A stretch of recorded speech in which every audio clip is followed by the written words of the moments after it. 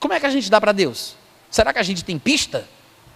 Há pistas na Bíblia que digam como é que Deus recebe uma oferta que nós possamos dar a Ele? Como é que Deus recebe minha contribuição, meu dinheiro, minha oferta, meu sacrifício? Como é que Ele recebe? Bom, eu vou citar 3 textos que nos dão pistas de como Deus recebe. Primeiro, Provérbios capítulo 19, versículo 17.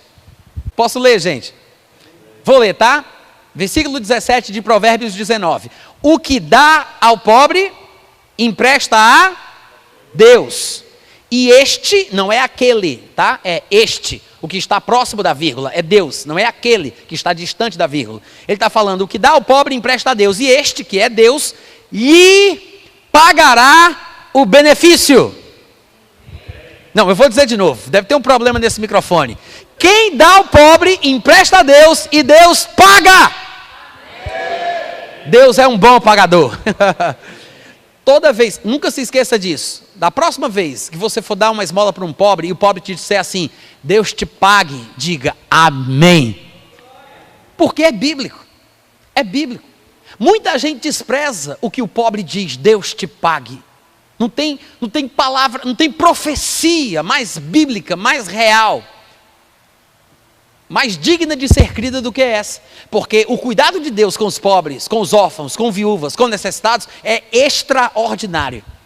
Muitos dos profetas que nós admiramos do Antigo Testamento passaram a maior parte da sua vida profética falando sobre injustiça social, sobre a falta de cuidado com os pobres, sobre o desprezo dos órfãos, das viúvas. Em diversos lugares, vários profetas fazem esse tipo de acusação contra os israelitas.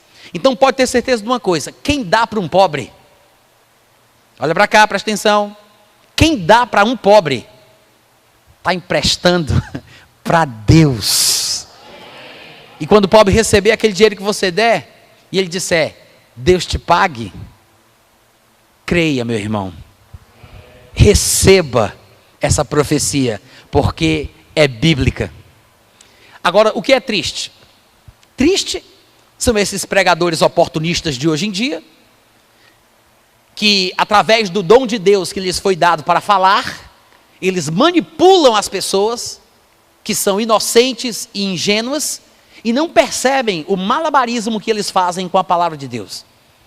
Eu soube de um determinado ministério, que eu não vou dizer o nome, nem agora, nem depois da aula, ninguém me pergunte, mas eu soube de um determinado ministério da fé, que numa conferência falou sobre esse versículo que nós acabamos de ler, Provérbios 19, 17.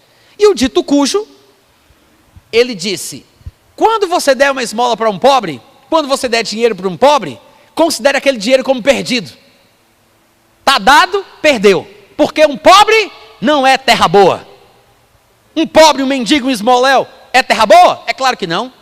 O homem nunca prosperou, o homem não tem dente, o homem é podre de sujo. Um homem desse é terra boa? É claro que não é.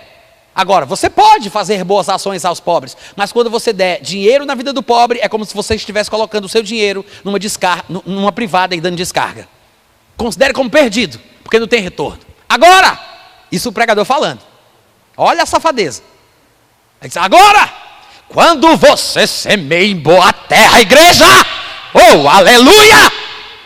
Quando você semeia em boa terra, aí o povo que gosta desse negócio de pregação de dinheiro, porque hoje em dia o que mais os pregadores fazem é isso, né? Quem tem 1000 vem cá para frente, e quem tem 10 vai lá para trás. Contribua com a gente, pois pedir não quer demais. Aí, presta atenção, olha para cá, o pregador sou eu.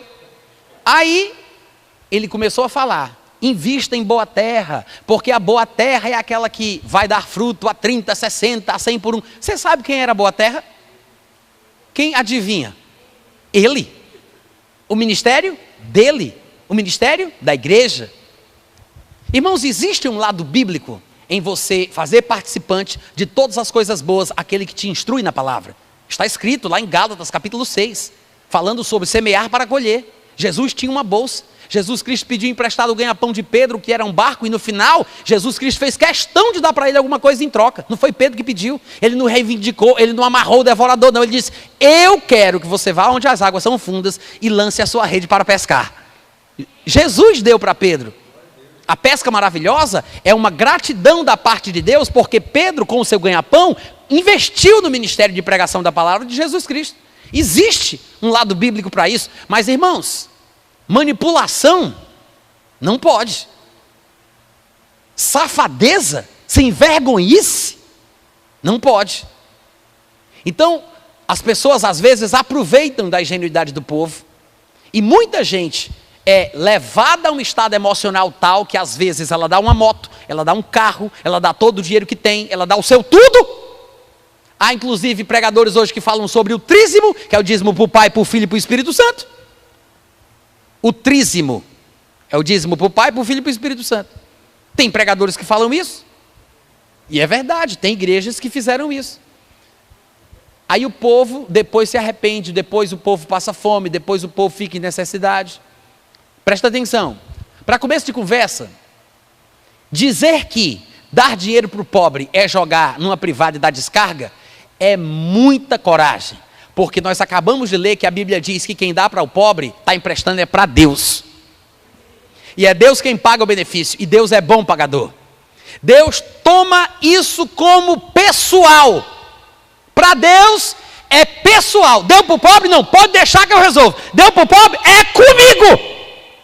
Deus toma como pessoal, porque Deus se importa com o pobre mais do que você imagina, mais do que a gente pensa, mais do que nos contam os nossos pregadores prediletos. E Deus diz: deu para o pobre? Pode deixar, eu pago. É bom que Deus esteja nos devendo muitas coisas, melhor do que a gente dever a Ele. Amém, gente? Eu posso não estar vendo Deus, mas Ele está me vendo. A nossa vida é observada e assistida por Deus. Cornélio nem era crente, e o anjo apareceu para ele e disse: Cornélio, deixa eu te dizer um negócio, as tuas esmolas estão lá na presença de Deus. Deus vê tudo o que tu faz, todas as tuas esmolas, todas as tuas boas ações, toda a tua caridade, toda a tua bondade. Deus vê. A gente não vê Deus, mas Deus vê a gente. Amém, irmãos? Quem dá ao pobre, empresta a Deus. Outra coisa que eu quero dizer, essa expressão semear em boa terra é uma expressão deturpada de um contexto diferente usado por Jesus Cristo. A única vez em que a expressão semear em boa terra aparece é quando Jesus conta a parábola do semeador, que ele está falando sobre o semeador ter saído para semear e ele ter plantado algumas sementes sobre diferentes tipos de solos. E ele fala da semente entre os espinhos, da semente no terreno rochoso, da semente à beira do caminho e a semente que caiu em... Vamos lá, só os vivos, sem tumulto, gente. A semente que caiu onde? Em boa terra. Aí ele explica, para a gente não ter dúvida, do que é a boa terra. Ele diz: a boa terra é aquele que ouve e entende a palavra de Deus e praticando-a, vai dar fruto, 30, 60, 100 por 1. Então a expressão semear em boa terra, se for usada em seu devido contexto, está falando sobre a recepção da palavra, sobre acolher com mansidão a palavra em vós implantada, a qual é poderosa para salvar as vossas almas. Esse é o sentido de semear em boa terra. Mas as pessoas pegam essa expressão, torcem o contexto e aplicam isso no princípio da semeadura e da colheita, dizendo que se você semear a sua oferta em boa terra, um ministério frutífero, um ministério digno, um ministério responsável, aí sim o seu dinheiro vai voltar para você. E sem perceber, muitos pastores estão fazendo um desserviço à comunidade cristã, porque estão gerando nas pessoas a expectativa de dar para ter. Porque se você der numa boa terra, não se preocupe, você não está perdendo o seu dinheiro, é só um investimento, porque vai voltar para você 100 vezes mais.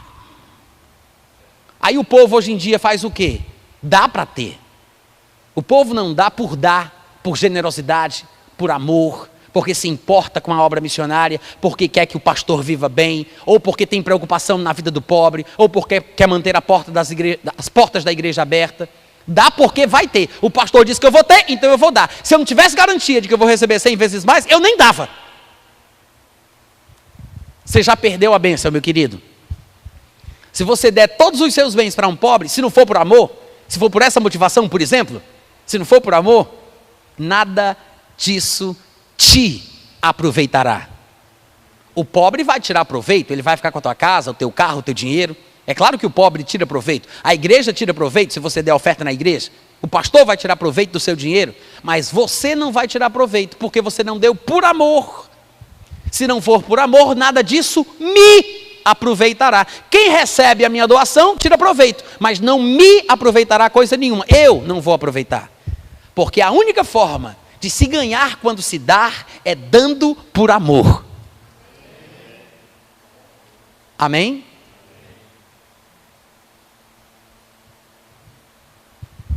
Agora, a Bíblia ensina sobre semeadura e colheita no contexto de doações financeiras. Em Gálatas capítulo 6, Paulo fala isso. Em 2 Coríntios capítulo 9, Paulo fala isso, quando ele fala sobre levantar uma oferta para ajudar os crentes pobres da igreja de Jerusalém.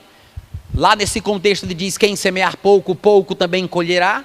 Ele está falando sobre dar dinheiro para pobres, os pobres da igreja de Jerusalém.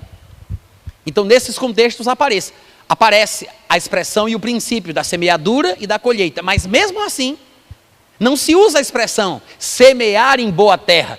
Só semeia em boa terra. Boa terra não tem nada a ver com isso. Porque a ideia que se passa sobre a ideia do semear em boa terra é que você não pode investir o seu dinheiro em um ministério que não é frutífero, em um ministério que não é digno, em um ministério que não está fazendo por onde para merecer o seu dinheiro. Porque você só vai ser abençoado se você investir o seu dinheiro numa terra que vale a pena, que é boa, que vai produzir, que vai te dar retorno espiritual, financeiro. Mas irmãos, o que nos faz ter de volta alguma coisa quando nós damos, não é a pessoa que recebe o que nós damos, é a atitude que nós temos quando vamos dar. É a atitude que nós temos. Eu não preciso ser Deus para saber se a pessoa é ou não é digna, se a pessoa é ou não é fiel, se ela merece ou não merece. Porque quando Jesus Cristo deu tudo que ele tinha para dar, o bem mais valioso que ele possuía, quando ele deu, ele não deu para pessoas que mereciam. Ele não foi se preocupar com quem merecia receber o bem mais valioso que ele ofereceu. O bom preço que foi pago para comprar de volta ao ser humano caído, foi um bom preço que foi pago pelo pecador, pelo imprestável, pelo miserável. Então, quando nós vamos fazer o que Jesus fez, que é doar nossos valores, nossos bens, a nossa vida, o nosso dinheiro, a gente não deve pensar em dar para quem merece.